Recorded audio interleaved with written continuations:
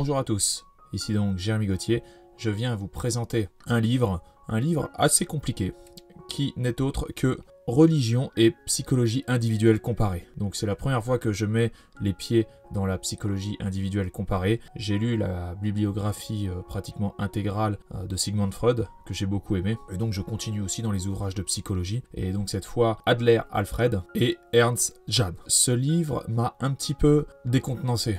Ils ont essayé de comparer la psychologie individuelle comparée et la religion, et de trouver des similitudes ou certaines corrélations. Là, ils m'ont tué. Alors, au début de l'ouvrage, ils vont nous parler de cure d'âme, les pratiquants de la cure d'âme, où finalement le psychologue serait un peu comme un curé. Ils vont essayer aussi de faire des comparaisons entre les vertus issues des textes religieux et les vertus prônées par la psychologie individuelle comparée. Malgré avoir relu 2 fois cet ouvrage, je ne l'ai pas très bien saisi. Pourquoi avoir voulu mettre religion et psychologie individuelle comparée? Car finalement, au début de l'ouvrage, on parlera beaucoup de la religion, et en fin d'ouvrage, on parlera beaucoup plus de psychologie individuelle comparée. Je ne connaissais pas du tout ce type de psychologie, mais je trouve ça très bien. Ce type de psychologie qui vous explique ce qui peut pousser à l'inhibition chez les individus, et aussi à un égoïsme pratiquement total.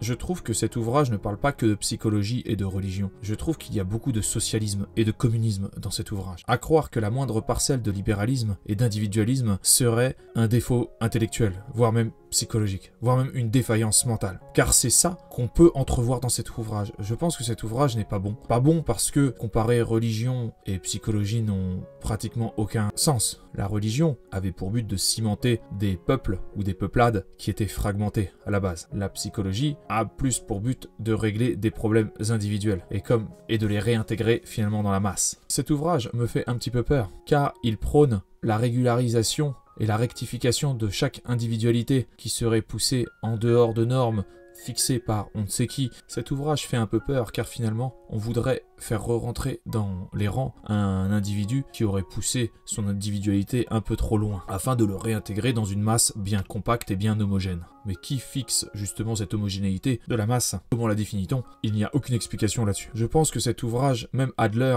c'est le premier ouvrage que je lis d'Alfred Adler, je pense que cet ouvrage n'est pas complet, je vais me renseigner. En soi, la psychologie individuelle comparée, il y a certaines notions qui sont vraiment très bien, comme l'inhibition chez l'individu, ce qui pousse son inhibition, ce qui peut pousser des comportements délinquants au sein d'une société, et comment régulariser ces problèmes. Je pense qu'il y a de très bonnes choses dans la psychologie individuelle comparée, mais je pense sincèrement, du moins dans cet ouvrage, que cette science n'est pas du tout aboutie, et qu'en plus, certaines notions politiques ont été insérées à l'intérieur, à savoir de socialisme et de communisme. Donc vous pensez bien, étant un libéral convaincu, que ça ne m'a pas énormément plu. Ceci étant, tout n'est pas tout noir dans cet ouvrage. Je pense que pour comprendre cet ouvrage, il me manque d'autres ouvrages. Il me manque la bibliographie d'Alfred Adler et de Ernst Jahn. Cette critique ne peut pas être complète car il me manque beaucoup de données. Ceci étant, si on ne parle que de cet ouvrage, c'est relativement moyen. Ces personnes vont essayer même de donner une légitimité à la religion, alors que nous sommes censés finalement rentrer dans la psychologie. Pourtant, ce qui est quand même assez impressionnant, c'est que cet ouvrage n'est pas très vieux,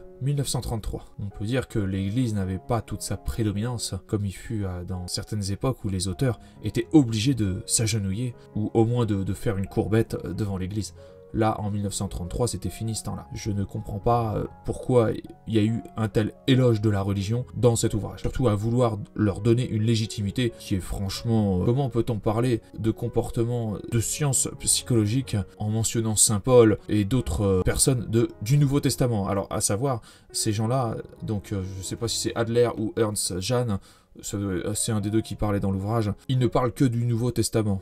Il n'y a absolument aucune référence à l'Ancien Testament, qui était pourtant la base du Nouveau Testament. Et je pense que c'était bien dommage. Ceci étant, si on avait parlé aussi que du Nouveau Testament, ça n'aurait rien changé. Je pense que la religion n'a absolument rien à voir avec la psychologie individuelle comparée, et ni même à toute forme de psychologie. La religion est pas une science, mais est une discipline bien distincte qui a pour but de souder les peuplades, de créer un lien social, mais aucunement de régler des problèmes psychologiques. Après, ce qu'il expliquait dans l'ouvrage, c'est que les curés, de par leur fonction d'écoute, c'est les premiers finalement qui ont commencé à faire la cure d'âme, comme ils appelaient ça. Cela a été les premiers psychologues qui se mirent à écouter les péchés et les problèmes. Et étant donné qu'en plus ils essaient de solutionner et de donner des solutions par rapport aux textes religieux, c'est peut-être pour ça qu'ils en ont commencé, qu'ils ont voulu faire un parallèle. Mais pour moi, pour avoir lu l'Ancien Testament, le Nouveau Testament et même d'autres livres religieux aussi, je ne vois pas comment on peut se baser sur ces préceptes. Alors évidemment, quand vous lisez surtout l'Ancien Testament,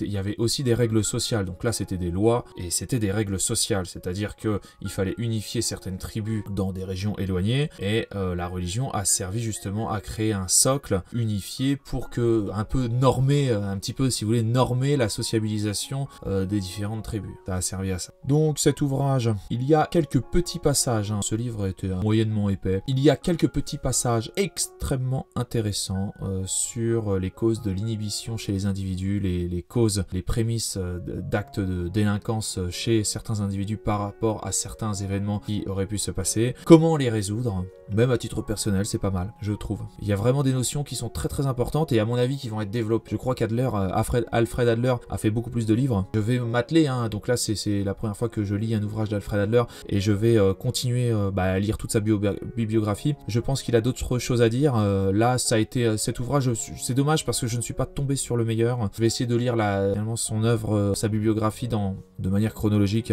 en commençant par les premiers. Celui-là, on sent qu'il y a quelque chose, et on sent qu'avec Alfred Adler, il y a quelque chose à gratter, qu'il a touché des concepts qui sont vraiment très très bons. Mais ce livre est mauvais. Ce livre est mauvais. Ah, excusez-moi. Ce livre est mauvais. Je n'ai pas aimé. Vous voyez, on n'est pas dans le 80-20 avec la loi de Pareto, là. Vous voyez, on est plutôt dans le 5-95, et là, allez, il y a 5% du livre qui est pas mal, mais alors faut vraiment dégraisser tout un tas de choses superflues et qui ne servent absolument à rien. Finalement, on aurait dit que l'auteur cherchait l'approbation de l'Église pour la mise sur le marché de la psychologie individuelle comparée. Je pense qu'on peut très bien se passer de leur aval, et allons-y gaiement. Donc écoutez, je vais vous mettre le lien dans la description si ce livre vous intéresse. Pour moi, un livre très moyen, vraiment très moyen. Écoutez, je vous souhaite une excellente journée, et je vous dis à bientôt pour de nouvelles vidéos. Allez, salut!